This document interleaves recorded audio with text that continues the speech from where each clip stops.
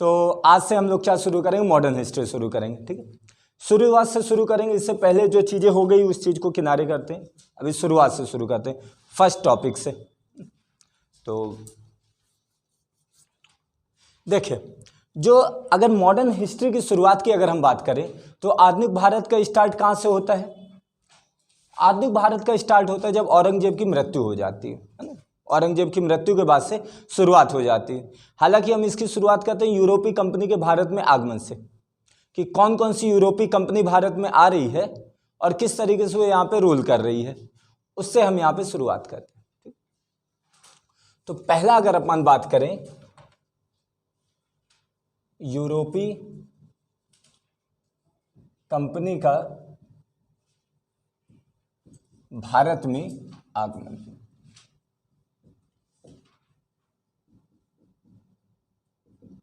Topic का नाम है यूरोपीय कंपनी का भारत में आगमन। ठीक, तो यूरोपीय कंपनी जो भारत में आ रही थी, तो ऐसा तो है नहीं कि आधुनिक भारत में ही पहली बार आप देख रहे हो व्यापार शुरू हो रहा है।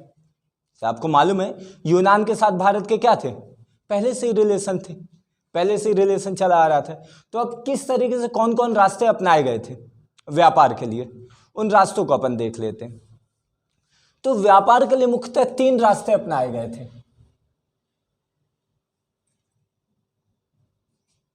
व्यापार के लिए एक था फारस की खाड़ी वाला रास्ता। आप सब लोगों को मालूम है फारस की खाड़ी आपका ईरान वाला क्षेत्र जो कहलाता है वो फारस की खाड़ी वाला क्षेत्र कहलाता है।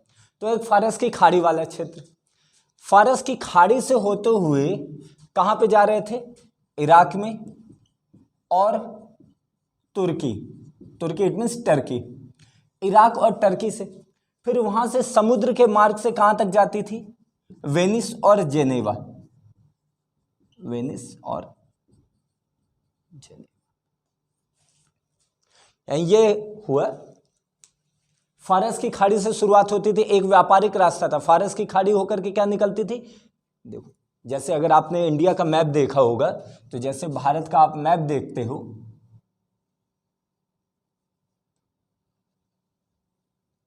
ऐसा जैसे भारत के मैप में देखते हो तो आपको यहाँ पे इंडिया का मैप दिखेगा और यहाँ पे आपको क्या है, ईरान इराक ये सब कंट्री दिखेंगे और यहाँ पे क्या है, एक फारस की खाड़ी है। तो भारत से व्यापार होता था और फारस की खाड़ी होते हुए कहाँ जाता था, यूरोप में चला जाता था। तो ये एक पहला मार्ग था। इसी तरीके का दूसरा मार्ग था एक लाल सागर, एक रेड सी वाला। जो ज्योग्राफी पढ़े हैं वो ये जानते हैं कि लाल सागर किसको जोड़ता है, एशिया और अफ्रीका कॉन्टिनेंट को जोड़ता है। एशिया और अफ्रीका महाद्वीप को जोड़ने वाला जो है कौन सा सी है, लाल सागर। तो एक लाल सागर से होते हुए कहां जाता था, व्यापार होता था। तो लाल सागर से होते हुए व्यापार कहां तक जाता था, मिस्र, मिस्र के सिकंदरिया नामक स्थान पर। आपको पता हुआ मिस्र इट मीन्स इजिप्ट, ठीक है, अफ्रीका का बिल्कुल आपका ईस्ट वाली कंट्री मिस्र, ठीक, जहां पे नील नदी बहती है। तो मिस्र के सिकंदरिया नामक स्थान तक पहुंचता था, फिर सिकंदरिया से फिर समुद्र के मार्ग से होते हुए, सिकंदरिया से समुद्र के मार्ग से होते हुए वेनिस और जेनेवा तक जाता था। समुद्र मार्ग से होते हुए वेनिस और जेनेवा तक जाता था। तो इस तरीके से एक दूसरा रास्ता था। और एक तीसरा रास्ता था जो उतना ज्यादा प्रचलित नहीं था।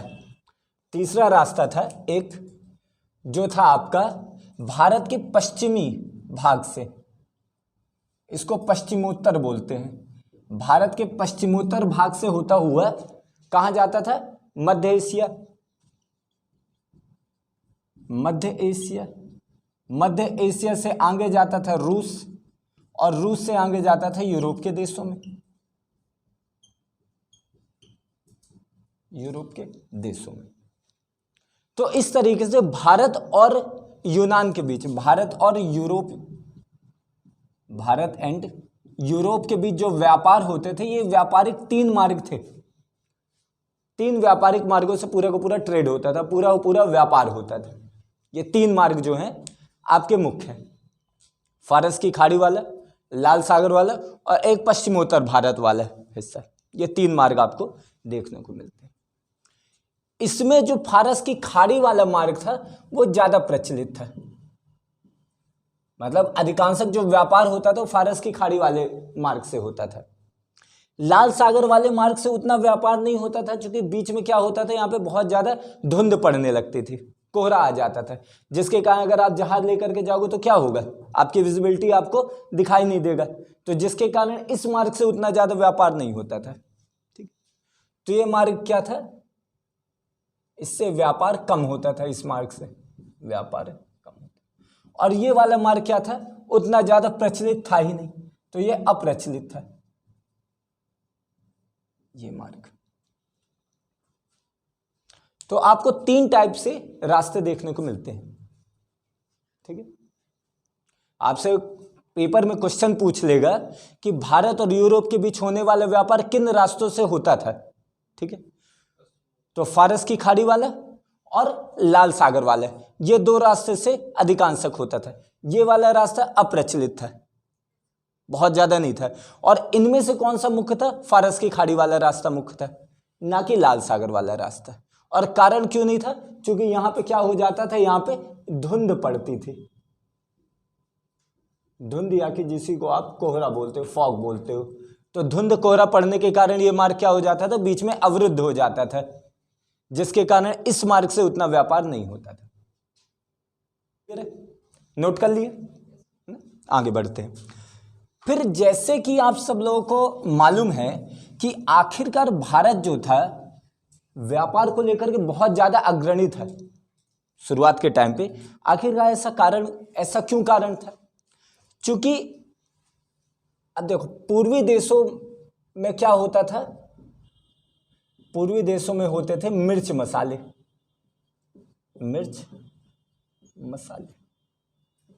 और बताओ मिर्च मसालों की रिक्वायरमेंट होगी ना, जरूरत होती यूरोप के देशों में, ठंडा क्षेत्र है, मांस भी अगर उनको खाना है तो क्या चाहिए, मिर्च मसाले चाहिए, बिना उसके स्पाइसी थोड़ी होगा खाना। और मिर्च मसाले हो नहीं रहे वहां पे, क्योंकि ठंडा क्षेत्र है, खेती हो नहीं पा रही उस क्षेत्र में मिर्च मसालों की। तो भाई पूर्वी देशों के साथ जो मिर्च मसाले रहते थे वो बहुत ज्यादा महत्वपूर्ण हो जाते थे। ठीक है, और भारत जो था क्या करता था, भारत जो था मिर्च मसालों का मुख्य था। और इंडोनेशिया को तो नाम ही मसाला द्वीप दे दिया गया था, क्योंकि यहां से इतना ज्यादा मसाले लेकर के जाते थे कि उसका नाम ही मसाला द्वीप पड़ गया। तो पूर्वी देशों के साथ व्यापार करना यूरोप के लिए बहुत ज्यादा फायदेमंद था, क्योंकि वहां का टेम्परेचर, वहां का वेदर कुछ इस प्रकार का था कि वहां आपको व्यापार बिना आप रह नहीं पाओगे। तो पूर्वी देशों के साथ हर एक देश क्या करना चाहता था, व्यापार करना चाहता था। यूरोप के जितने भी देश थे व्यापार करना चाहते थे। लेकिन दिक्कत क्या हो रही थी, दिक्कत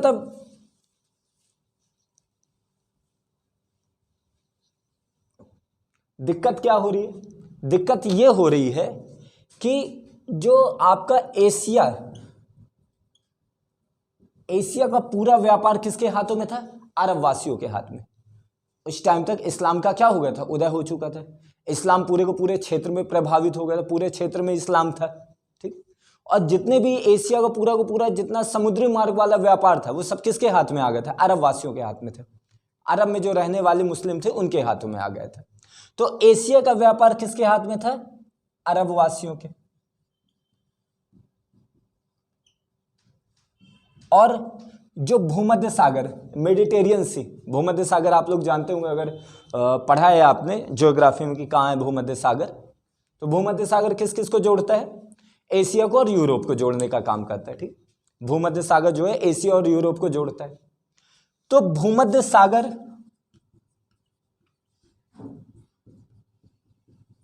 और यूरोप का जो पूरा का पूरा व्यापार का था किसके हाथ में था, इटली वालों के हाथ में, जिसको आप हिंदी में बोलते हैं इतालवी।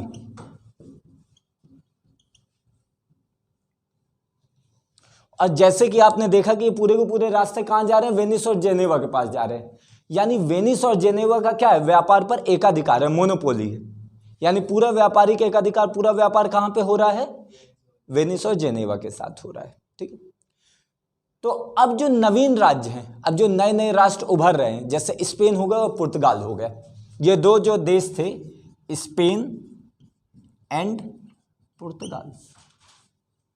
अब देखो स्पेन एंड पुर्तगाल अभी नए नए राज्य बने, अभी नए नए देश बने हैं, और इन्हें भी क्या है, पूर्वी देशों के साथ व्यापार करना है, लेकिन पूर्वी देशों के साथ ये व्यापार नहीं कर पा रहे। उसके पीछे कारण क्या है? उसके पीछे कारण ये कि भाई एशिया के साथ जो भी व्यापार हो रहा है अरब वासियों के हाथ में, और जो भूमध्य सागर और यूरोप का व्यापार हो रहा है वो इतालवियों के हाथ में, इटली वालों के हाथ में। तो भाई अब ये क्या करें? और साथ में अभी दिक्कत ये आ गई कि 1453 में 1453 का ये टाइम आता है जब कुस्तुनतुनिया, एक क्षेत्र है कुस्तुनतुनिया, पर किसका अधिकार हो गए? तुर्की का अधिकार हो गए, टर्की का अधिकार हो गए। जो कुस्तुनतुनिया बीच में मार्ग पड़ता था, जिस मार्ग से होकर के क्या करते थे, भारत और यूरोप के बीच में व्यापार होता था, और उस मार्ग पर अब किसका अधिकार हो गए? टर्की का अधिकार हो गए। अब जब टर्की का अधिकार हो गया तो क्या होगा? दिक्कत होगी ना। अब जब टर्की का अधिकार हो गया तो इसका प्रभाव यह पड़ा कि भाई अब टर्की वालों ने बोला कि अब हम मार्ग ही नहीं देंगे, अब हम व्यापार करने के लिए आपको मार्ग ही नहीं देंगे। अब जब व्यापार करने के लिए मार्ग नहीं देंगे तो भाई अब कैसे यूरोप वाले इनके साथ व्यापार कर सकते हैं? अब चूंकि साथ में ये लुटेरे भी थे तो चलो ये मार्ग दे भी देंगे, लेकिन यहां पे लूट मार होती थी। तो भाई कोई भी सामान लेकर के जा रहा है, समुद्री लुटेरे आए और लूट करके चले गए। तो ये वाला रास्ता क्या था, बहुत ज्यादा एक तरीके से दुविधापूर्ण हो गया था। तो अब जो स्पेन और पुर्तगाल को अब क्या चाहिए था? अब कोई नया मार्ग चाहिए था। अब नए मार्ग की खोज शुरू हुई। स्पेन एंड पुर्तगाल ने बोला कि भाई अब अपने को क्या चाहिए? नवीन मार्ग चाहिए। आ रहा है ना स्क्रीन में?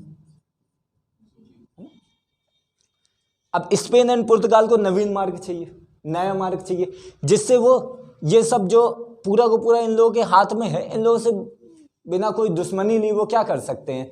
अपना व्यापार कर सकते हैं। और उस टाइम पे ये चीज हो भी सकती थी क्योंकि एक दिशा सूचक यंत्र भी आ गए थे।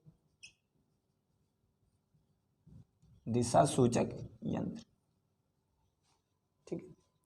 दिशा सूचक यंत्र मतलब जो डायरेक्शन बताता था। आप जहाज में जा रहे हो, अब जहाज में जाते हो आपको क्या पता कि किस डायरेक्शन में आपको जाना है, किस डायरेक्शन में नहीं जाना है। आपके पास एक मैप है, लेकिन वो मैप से आपको क्लियर नहीं हो रहा कि भाई पूरब जाना है, पश्चिम जाना है, उत्तर जाना है, दक्षिण जाना है। तो आपके पास वो डायरेक्शन हो गए। अब वो डायरेक्शन आपने देखा कि किस डायरेक्शन में जाना है, आप उसी मैप के अकॉर्डिंग जाने लग गए। तो ये दिशा सूचक यंत्र जिसका नाम था कुतुबनुमा,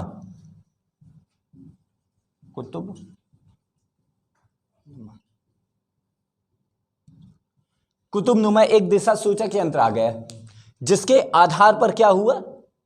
नई नई खोजें शुरू हुई। और नई नई खोजें शुरू होने के उसमें स्पेन और पुर्तगाल ने महत्वपूर्ण काम किया। देखिए स्पेन और पुर्तगाल ने कैसे काम किया, अगर इसको देखा जाए तो जो पुर्तगाल के राजकुमार थे, पुर्तगाल के राजकुमार थे जिनका नाम था प्रिंस हेनरी, और इनको नाम ही दे दिया the navigator, Prince Henry the navigator. इन्होंने शुरुआत की। ठीक है, समझ में आ रहा है यहां तक? क्लियर? क्या है कि हिस्ट्री को आपको लिंक करके पढ़ना है।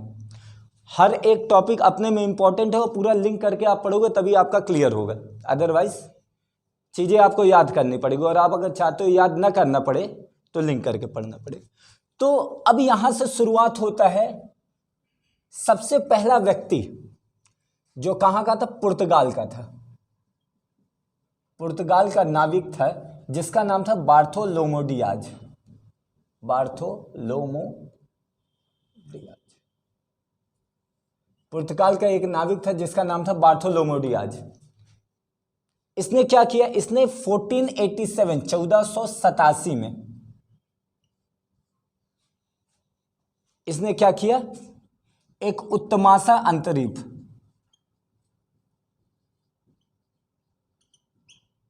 उत्तमासा अंतरीप की खोज कर डाली। ठीक है,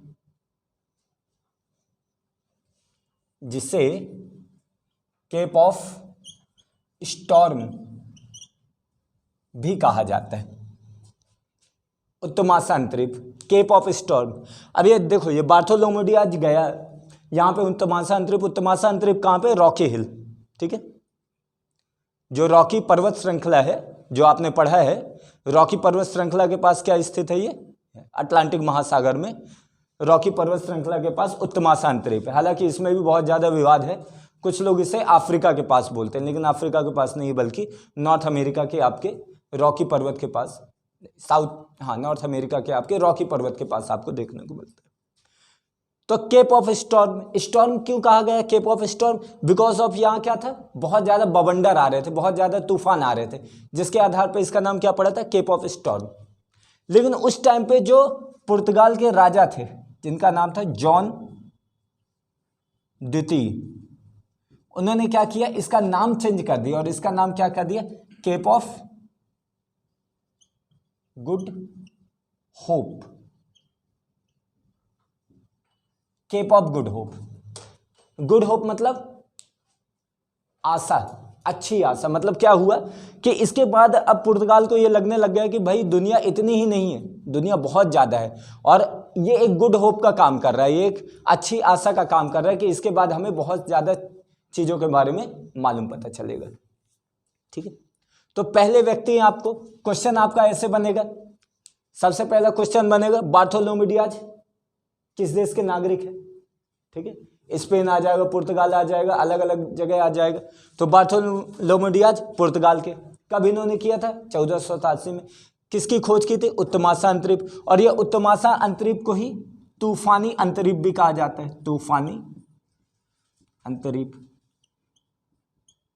तूफानी अंतरीप कैसे? केप ऑफ स्टॉर्म, स्टॉर्म मतलब तूफान, बवंडर, तो उसी का हिंदी नाम है तूफानी अंतरीप। तो आपसे एक क्वेश्चन पूछेगा तूफानी अंतरीप की खोज किसने की थी? तो किसने की थी? आपके बार्थोलोमेव डियाज ने की थी, ठीक।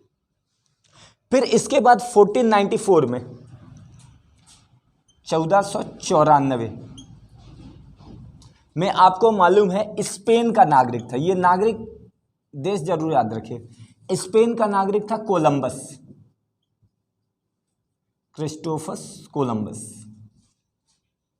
इन्होंने क्या, किसकी खोज की? अमेरिका की खोज की। अब ये निकले थे भारत की खोज करने, लेकिन भारत की खोज नहीं कर पाए, बल्कि इन्होंने किसकी खोज कर डाली? अमेरिका की खोज कर डाली 1494 में। फिर उसके बाद 1498 में पुर्तगाल के ही एक नाविक, जिसका नाम आप सब लोगों को मालूम है, वास्को डिगामा,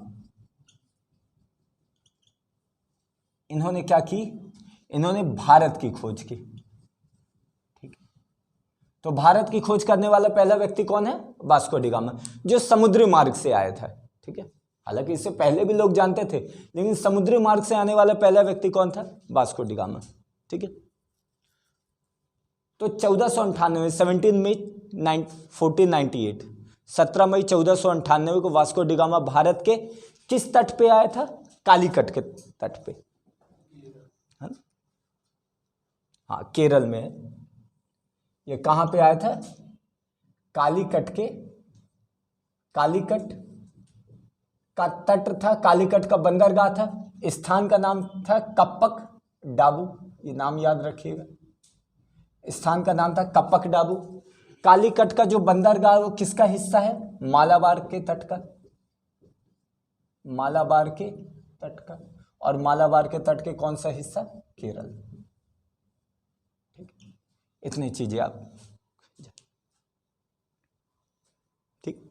1498 में पुर्तगाल जो था, वास्को डिगामा भारत आया, कौन से तट पे? कालीकट, कालीकट के तट पे। कालीकट के कौन से? कप्पक डाबू नामक स्थान पर। नहीं दिख रहा है तो आगे आ जाओ, है ना? दिख रहा है? क्लियर है? तो अब इस तरीके से कुछ कुछ चीजें शुरू होती है। अब देखो, अब जैसे अब ये आएंगे तो भाई इनका स्वागत होगा वास्को डिगामा का। वास्को को डिगामा का स्वागत अरब वासियों ने नहीं किया। क्यों नहीं किया? उसके पीछे कारण है। अरबवासी क्यों आखिरकार स्वागत करेंगे? भाई उनका प्रॉफिट जुड़ा हुआ है। प्रॉफिट कैसे जुड़ा हुआ है? अरब वाले क्या थे, पूर्वी देशों के साथ व्यापार करते थे और सस्ता मिर्च मसाला खरीदते थे और महंगा यूरोप वालों को बेच देते थे। अब यूरोप का कोई नागरिक आएगा और डायरेक्ट व्यापार करेगा तो बीच में मीडिएटर, मध्यस्थ वाला व्यक्ति तो गया ना।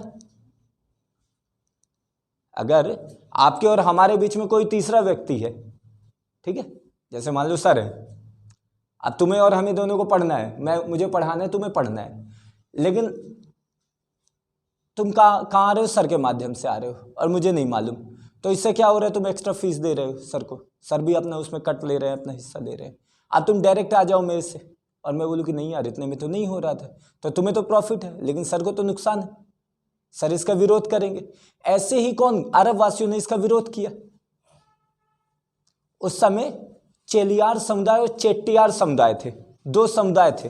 अरब वासियों के दो समुदाय थे जिनके पास पूरा का पूरा व्यापार था, चेलियार और चेट्टियार। ये दो समुदाय के पास पूरा का पूरा व्यापार था। लेकिन अब अरब वासियों ने इनका विरोध किया और कालीकट के ही एक हिंदू पैतृक उपाधि वाले थे जिनका नाम था जमोरिन, पैतृक उपाधि थी जमोरिन। जमोरिन ने इनका स्वागत किया। ठीक, तो अब स्वागत किया तो कितना व्यापार हो रहा है और कितना फायदा हो रहा है इसको देखते हैं। देखो, तो अब इसके बाद क्या हो रहा है भाई? अरब वासियों ने इनका विरोध किया, अरब वासियों ने विरोध किया और उसमें दो समुदाय मुख्य थे, चेलियार और चेट्टियार, जो विरोध कर रहे थे। लेकिन कालीकट के जो हिंदू राजा थे जिसका नाम था जमोरिन, एक पैतृक उपाधि दी गई थी, यानी इनके पिता के टाइम से, इनके पूर्वजों के टाइम से एक उपाधि दी गई थी जिसका नाम था जमोरिन। इन्होंने इनका स्वागत किया और इनको बोला कि भाई जितना भी तुम्हें व्यापार करना है, जो भी चीज तुम्हें लेकर के जाना है सब लेकर के चले जाओ। और वास्को डी गामा सब लेकर के गया और उसको कितना प्रॉफिट हो रहा है? उससे 16 टाइम, उससे 60 गुना ज्यादा प्रॉफिट हो रहा है। 60 गुना, सोचिए 60 गुना उससे ज्यादा फायदा हो रहा है। और जब 60 गुना ज्यादा इससे फायदा हो रहा है तो क्या होगा भाई? कुछ टाइम के लिए पुर्तगाल क्या हो गया? यूरोपीय व्यापार का केंद्र बन गया है। ठीक है, पुर्तगाल की राजधानी कौन थी? लिस्बन।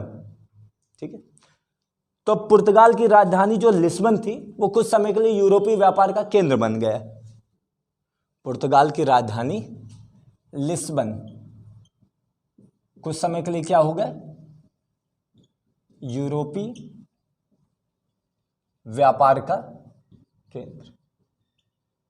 और जो पुर्तगाल के राजा थे जिनका नाम था सैमुअल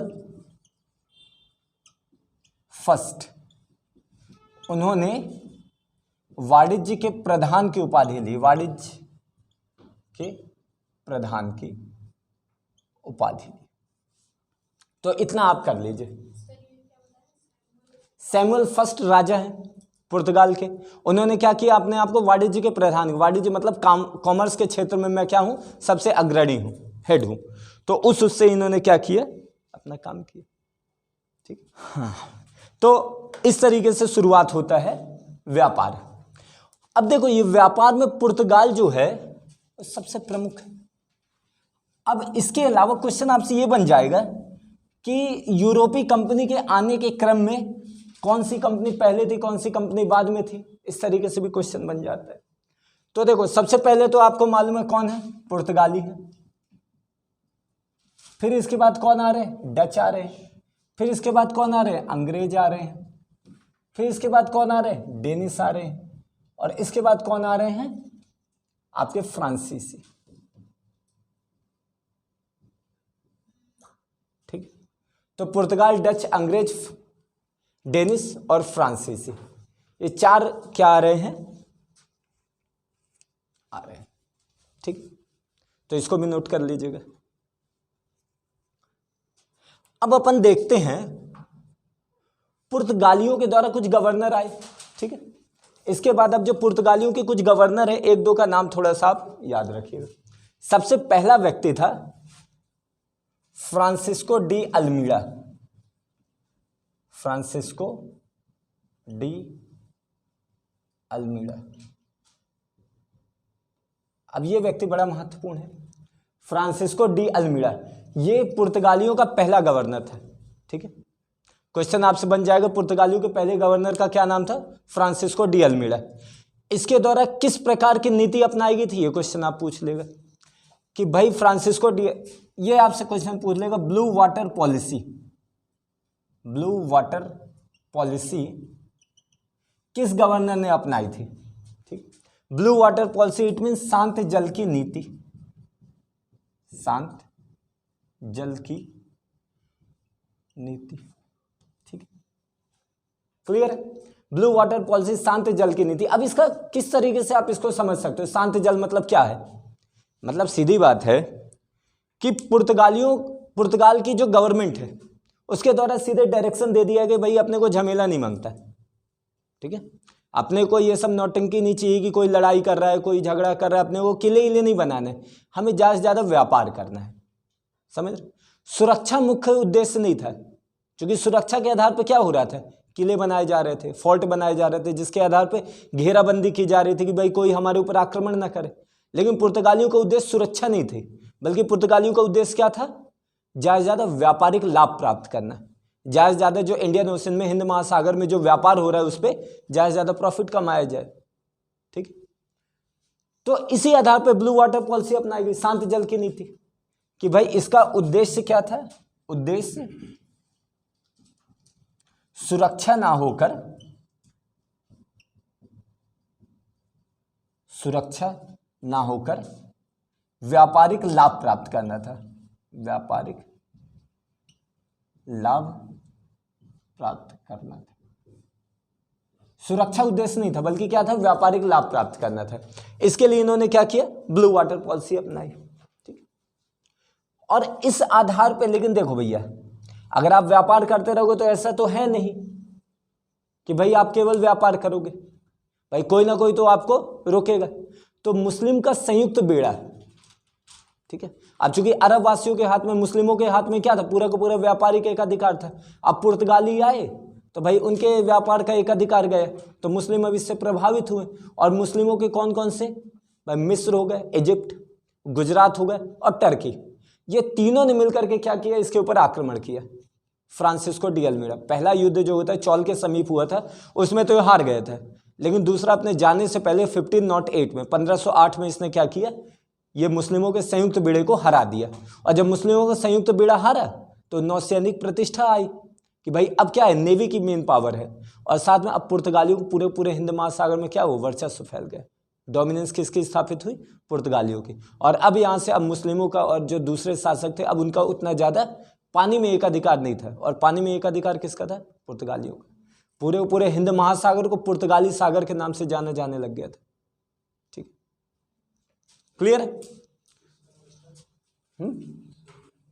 ये यही सन है आपका, ये 1508 तक, ये 1498 से 1498 से आपका, मान लीजिए इसको 1498 ना करके इसको 1503, 1503 से लेकर के 1509 तक शासन था फ्रांसिस्को डी अल्मीड़ा का।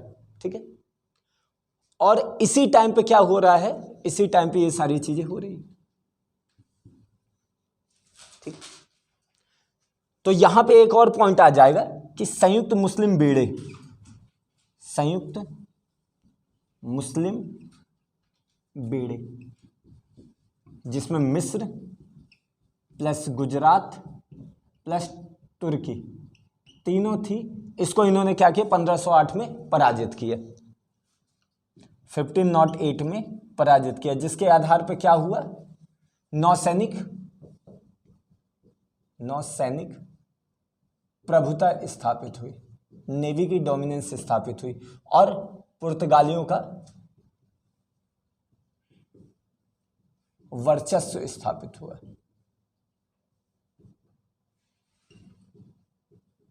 ठीक है, पुर्तगालियों का वर्चस्व स्थापित हुआ।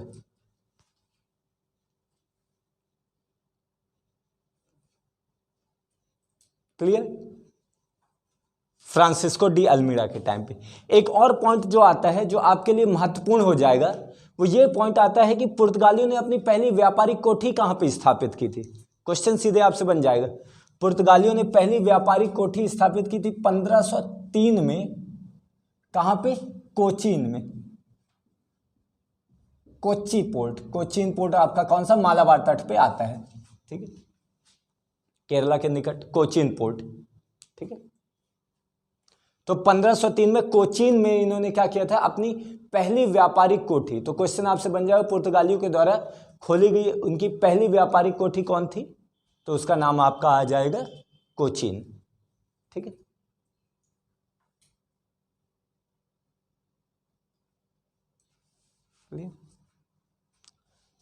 तो ये हो जाता है आपका पहले गवर्नर के बारे में। एक और गवर्नर का नाम आप कर लीजिए ताकि इससे कवर हो जाए। एक और गवर्नर का नाम था Alfonso de Albuquerque. Alfonso de Albuquerque, Alfonso de Albuquerque. इनके बारे में कहा जाता है कि ये पुर्तगालियों के वास्तविक संस्थापक हैं। यानी जो इससे पहले जो थे अल्मीड़ा साहब थे, उनके बारे में ऐसा नहीं कहा जाता क्योंकि उन्होंने शुरुआती कुछ पॉलिसीज अपनाई। इन्होंने ही क्या किया था? इन्हें ही वास्तविक संस्थापक कहा जाता है, वास्तविक संस्थापक कहा जाता है। क्यों कहा जाता है? क्योंकि इन्होंने गोवा, मलय और हरमुज ये तीनों जीत लिए थे। क्योंकि तीनों क्या है? तीनों मुख्य क्षेत्र है। गोवा भी क्या है? व्यापारिक मुख्य क्षेत्र है। मलय भी आपका पूरा व्यापारिक क्षेत्र हो जाएगा, मलक्का के साइड हो जाएगा, और हरमुज, ठीक, हरमुज, ये तीनों वाला क्या हो जाएगा? व्यापारिक क्षेत्र। और तीनों व्यापारिक क्षेत्र को क्या किया? इन्होंने जीत लिया, जिसके आधार पर किसी की संधि कर ली। जैसे गोलकुंडा के सुल्तान से क्या कर लिया? गोवा ले लिया, ठीक है। इस तरीके से कुछ संधि की और कुछ जीता। तो इस आधार पर जबकि इतने क्षेत्र आ गए और यही मुख्य क्षेत्र है व्यापारिक केंद्र के, तो इसलिए इन्हें क्या गया? मुख्य कहा गया। देखिए इनकी जो ये एक मेन बात थी कि इन्होंने क्या खत्म की थी? सती प्रथा। अपने क्षेत्र में सती प्रथा का अंत करने वाले व्यक्ति थे। तो क्वेश्चन आपसे आ जाएगा सती प्रथा का अंत करने वाला कौन सा यूरोपीय गवर्नर है, ठीक है, या कि पुर्तगालियों के किस गवर्नर ने क्या किया था? सती प्रथा को अंत किया था। तो इन्होंने सती प्रथा का अपने क्षेत्र में समाप्त किया था। इनकी सबसे, और ये क्या करना चाहते थे? ये यहां पे भारत में स्थायी बस्ती बसाना चाहते थे। पुर्तगालियों की स्थायी बस्ती बसाना चाहते थे। और स्थायी बस्ती बसाने के लिए क्या आवश्यक रहता है? कि भाई यहाँ की महिलाओं से विवाह किया जाए, है ना। यहाँ की जब महिलाओं से विवाह किया जाएगा तभी तो आपकी स्थायी बस्ती बसेगी। तो यहाँ अपने जो सैनिक थे उनसे बोला था कि भाई यहाँ की महिलाओं से विवाह करो ताकि स्थायी बस्ती हो, लड़के बच्चे पैदा हों, आगे खेला बढ़े, ठीक है। तो स्थायी बस्ती बसाई इन्होंने। और इनकी सबसे ज़्यादा खराब बात ये थी कि मुस्लिमों से थोड़ा सा, मुस्लिमों को ये फूटी आंख नहीं सुहाते थे, बिल्कुल परेशान थे। चूँकि इनको ये दिख रहा था कि भाई मुस्लिम ही है जो इनके रोड़ा अटका सकते हैं। चूँकि अरब वासियों के हाथ में अभी भी व्यापार था, और चूँकि अरब वासियों के चक्कर में पूरे के पूरे मुस्लिमों से ये चिढ़े बैठा था, तो किसी को नहीं देख रहा था, ठीक है। तो इस आधार पर क्या हो रहा था? अल्फांसो डी अल्बुकर्क के शासन में कुछ चीज़ें हुई थी। इसके बाद एक नीनो डी कुन्हा है, लेकिन वो उतना ज़्यादा महत्वपूर्ण नहीं। ये दो आप गवर्नर याद रखिए। ये आप मान लीजिए 1509 से लेकर के 1515 तक, ठीक, 1509 से लेकर के 1515 तक, 1509 से लेकर के 1515 तक। फिर इसके बाद आपको नीनो, हाँ, हरमुज एक क्षेत्र आता है। ये हरमुज आपका, ये मान लीजिए कि एशिया का मुख्य क्षेत्र आता है जहाँ से आपका व्यापार होता था, ठीक। ये सब बे वाला क्षेत्र एक तरह है कि आपके सऊदी अरब वाले क्षेत्र में पड़ता था ना, जहाँ से आपकी स्वेज कैनाल निकल रही थी, ठीक है, उस क्षेत्र में पड़ता था। और मुख्यतः ये जियो पॉलिटिक्स एरिया हो जाता था, भू राजनीतिक क्षेत्र भी कहलाता था, ठीक। यहाँ पे देखो, अब जैसे मान लो कि ये भारत का क्षेत्र है, यहाँ पे अगर किसी क्षेत्र पे क्या है, जैसे गोवा है, यहाँ पे गोवा पे अगर किसी का अधिकार हो जाएगा तो भाई गोवा के रास्ते वो क्या कर सकता है? अंदर पूरा व्यापार कर सकता है, ऐसे ही हरमुज क्षेत्र पड़े करता रहा, जो आपके ऐसे क्षेत्र पे पड़ता था, और यहाँ पे अगर पड़ जाएगा तो यहाँ पे फिर आगे वो पूरा पूरा व्यापार कर सकेगा। हरमुज आपके पाकिस्तान के तरफ नहीं आप बोल सकते हो, ये बोल सकते हो कि ये आपका मान लो सऊदी अरब के पास था, ठीक है, पाकिस्तान के पास ऐसा कोई पोर्ट नहीं था। नहीं, चीन तो फिर आप कहाँ पहुँच गए, चीन नहीं, मैप के ऊपर काम करना पड़ेगा, है ना, मैप के ऊपर नहीं। मैप तो चलिए मैं आपको बना दूंगा, लेकिन जियोग्राफी में मैप का यूज हो रहा था, जियोग्राफी में अपन ने मैप के बहुत ज़्यादा यूज किया है। अब हिस्ट्री में अगर अपन मैप में घुसेंगे तो हिस्ट्री भी अपनी जियोग्राफी हो जाएगी, है ना। बाकी फिर देखते चलिएगा, बीच बीच में मैं आपको कुछ कुछ हाईलाइट बताता चलूँगा, ठीक है। अब देखिए, अब अगर मैं ये बात करूँ कि पुर्तगालियों की आखिरकार इतने जीतने के पीछे, यानी इतना सफलता के पीछे आखिरकार कारण क्या था, ठीक है, तो उनका एक पॉलिसी थी जिसका नाम था कार्टेज आर्मेडा काफिला व्यवस्था। ये नाम आप याद रखें, कार्टेज आर्मेडा काफिला व्यवस्था। ये किसके द्वारा अपनाई गई थी? पुर्तगालियों के द्वारा अपनाई गई थी। क्या इसका मतलब है? कार्टेज मीन्स होता है एक तरीके का परमिट, ठीक है, कार्टेज मीन्स होता है एक तरीके का परमिट। बिना आपको परमिट के आप किसी प्रकार का व्यापार नहीं कर सकते। आर्मेडा मतलब होता है आर्मी की पावर, सैन्य शक्ति, ठीक है।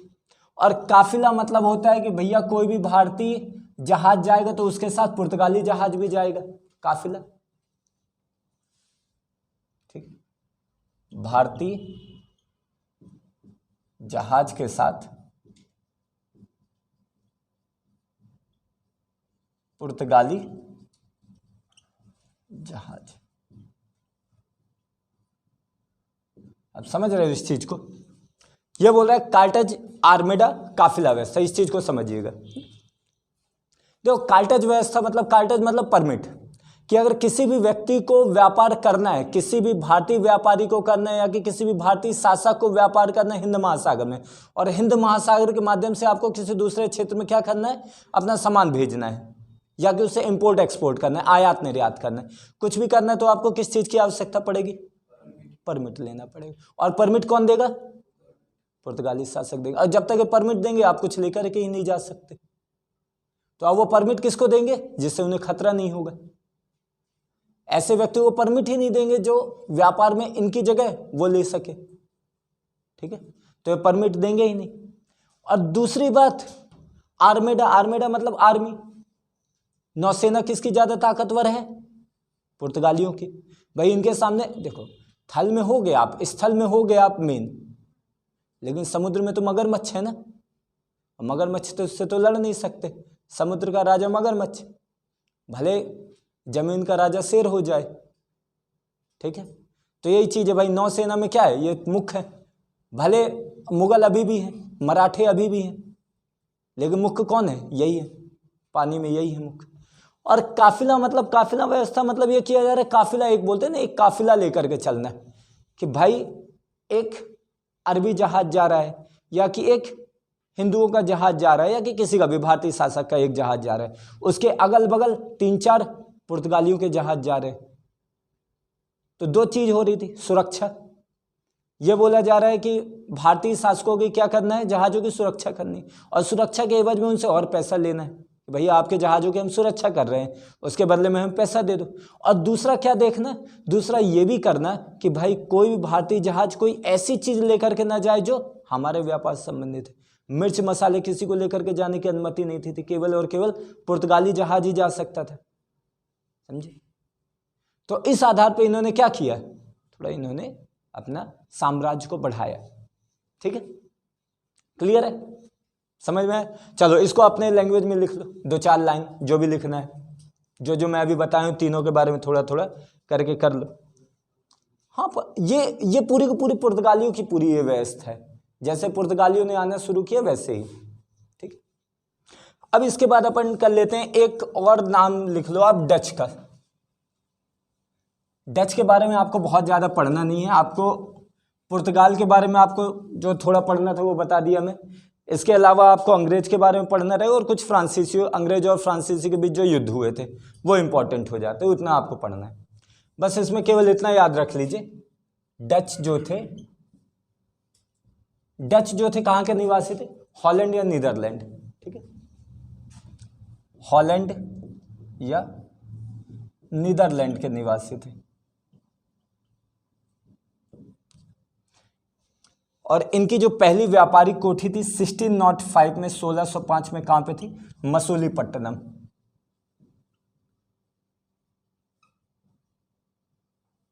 मसूलीपट्टनम, केवल इतना पॉइंट आप याद रख लीजिए, 1605 में इनकी पहली व्यापारिक कोठी।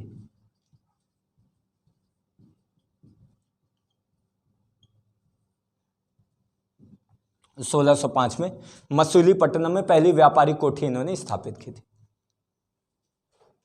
अब इसके बाद अपन आते हैं अंग्रेज के बारे में थोड़ा। तो अंग्रेजों में जो सबसे महत्वपूर्ण चीज आ जाती है,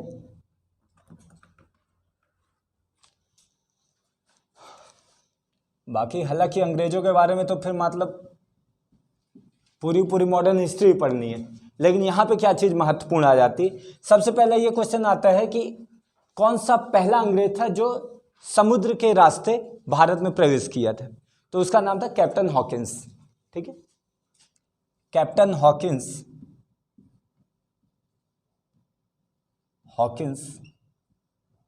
पहला अंग्रेज था जो समुद्र के रास्ते भारत में आए थे।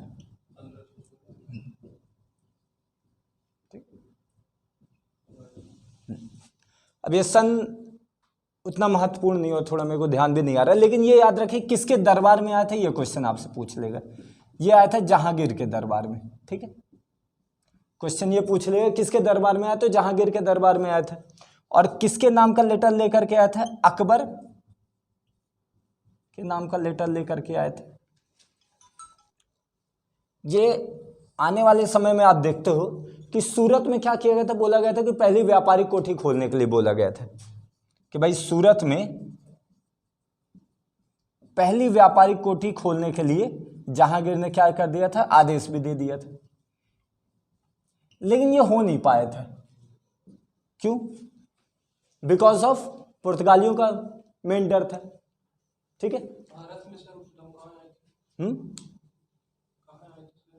ये भारत में कहाँ, देखो भारत में ये आया कहाँ है उससे महत्वपूर्ण नहीं रहता, और ना ही इसके बारे में ज़्यादा बुक में जानकारी रहती है। केवल ये रहता है कि कैप्टन हॉकिंस आया है और कहाँ पे आ रहा है? जहांगीर के दरबार में आ रहा है, और जहांगीर का दरबार महत्वपूर्ण हो जाता है, फिर वो स्थान महत्वपूर्ण नहीं होता है, ठीक। देखो कोई टॉपिक होता है ना जिसका कुछ चीज़ें नाम महत्वपूर्ण हो जाता है, जैसे वास्को डी गामा का महत्वपूर्ण हो जाता है किस बंदरगाह में आया, लेकिन बाकी किसी का महत्वपूर्ण नहीं रहता है, ठीक। तो ये याद रखिएगा कि सूरत में पहली व्यापारिक कोठी खोलने के लिए बोला गया था, लेकिन ये नहीं हो पाया बिकॉज ऑफ पुर्तगालियों का क्या हो रहा था? पुर्तगालियों ने विरोध किया, और पुर्तगाली उस समय क्या थे? मुख्य शक्ति थे, और जहांगीर उनका विरोध करना नहीं चाहता था। तो ये सूरत में जो पहली व्यापारिक कोठी थी इसको क्या कर दिया गया? ये अब नहीं हो पाई। लेकिन क्या हुआ? 1611 में एक चीज महत्वपूर्ण आ जाती, 1611 में, 1611 में क्या हुआ? स्वाली के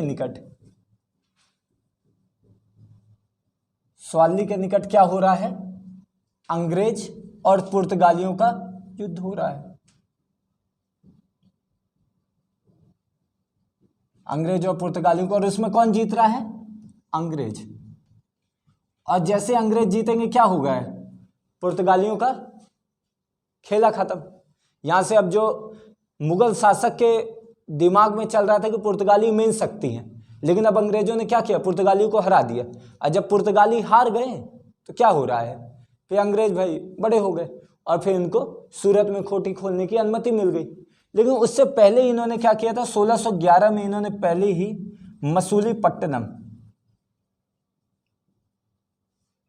मसूलीपट्टनम में अपनी पहली व्यापारिक कोठी खोल दी।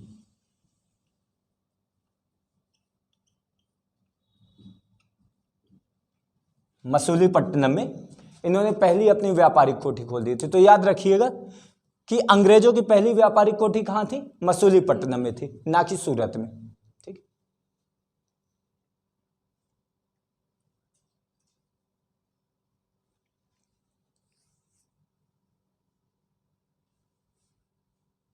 तो ये हो जाता है कुछ इनके बारे में, ठीक, जो महत्वपूर्ण चीजें।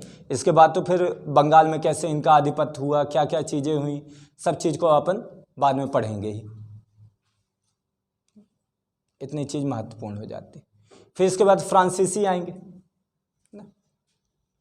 फ्रांसीसी किसके? लुई 14 के शासनकाल में आते हैं फ्रांसीसी, अपन अगले उसमें पढ़ेंगे, क्या बहुत लंबा हो जाएगा नहीं तो।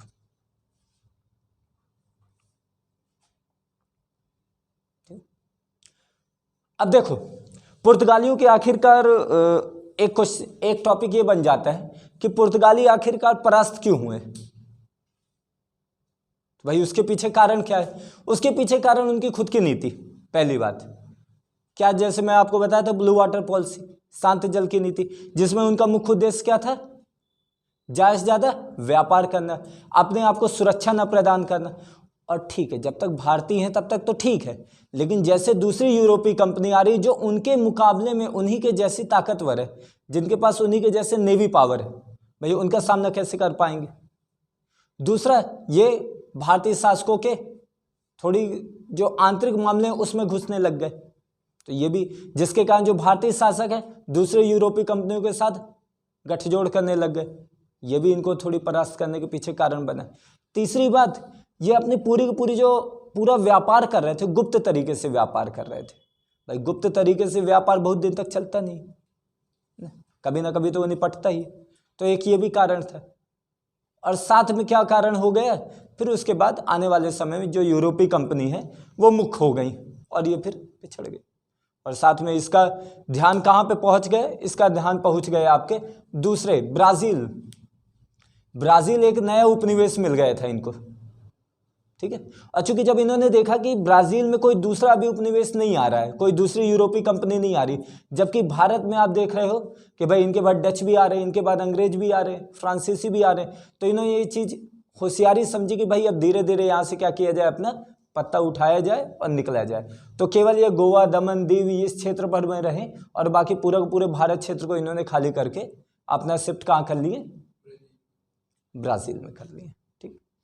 इनका एक महत्वपूर्ण ये भी नाम आता है कि जापान के साथ व्यापार शुरू करने वाला पहला कौन था? यही थे, पुर्तगाली थे, जिन्होंने जापान के साथ व्यापारिक केंद्र शुरू किए थे, ठीक। तो 3-4 पॉइंट आपके लिए महत्वपूर्ण है, ठीक है। तो इसको कुछ कुछ पॉइंट बना के आप लिख लीजिए। टॉपिक का नाम डालिएगा पुर्तगालियों की असफलता के कारण।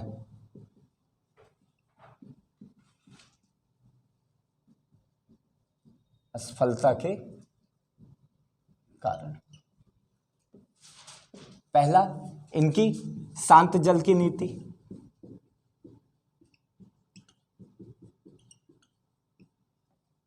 गुप्त तरीके से व्यापार करना, गुप्त तरीके से व्यापार करना। तीसरा, यूरोपीय कंपनी की प्रतिस्पर्धा।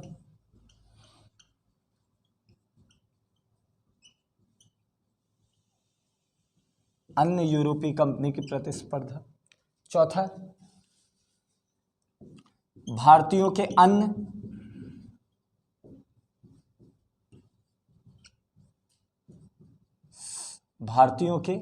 भारतीय शासकों लिखे, भारतीय शासकों के आंतरिक मामलों में हस्तक्षेप, आंतरिक मामलों में हस्तक्षेप। और एक और लिख लीजिए, ब्राजील के रूप में नया उपनिवेश, नई कॉलोनी, नया उपनिवेश मिलना, ठीक। क्वेश्चन आपसे पूछ देगा कि भाई पुर्तगालियों की असफलता के कारण थे, ऐसे 4-5 स्टेटमेंट में क्वेश्चन पूछ देगा और आपसे पूछेगा इनमें से मुख्य कारण कौन सा है। तो शांत जल की नीति, ठीक, जिसमें यह बोला जा रहा है कि भाई किले महत्वपूर्ण नहीं बल्कि व्यापार महत्वपूर्ण है। सेकंड, गुप्त तरीके से व्यापार, भाई किसी को अपने व्यापार के बारे में बताने नहीं। तीसरा, अन्य यूरोपीय कंपनी की प्रतिस्पर्धा, तीसरी यूरोपीय कंपनी, कुछ अन्य यूरोपीय कंपनी आ गई, अंग्रेज आ गए, डच आ गए, फ्रांसीसी आ गए। फिर चौथा, भारतीयों के आंतरिक मामलों में हस्तक्षेप करना, और पांचवा, ब्राजील नाम से एक नया उपनिवेश प्राप्त हो जाना। ठीक है। और छठवां और अगर करना है तो छठवां और कर दीजिए कि हिंदुओं के खिलाफ असहिष्णु नीति, असहिष्णु मतलब अनटॉलरेंस, यानी सामने वाले को टॉलरेट ही ना कर पाना, सामने वाले को बर्दाश्त ही ना कर पाना, तो असहिष्णु नीति, अनटॉलरेंस वाली नीति अपनाना। तो ये कुछ मुख्य कारण रहते हैं जिसके आधार पे आपको ये देखने को मिलता है पुर्तगालियों का कि असफलता के कारण हो। तो ये पुर्तगाली वाला कंप्लीट हो गया।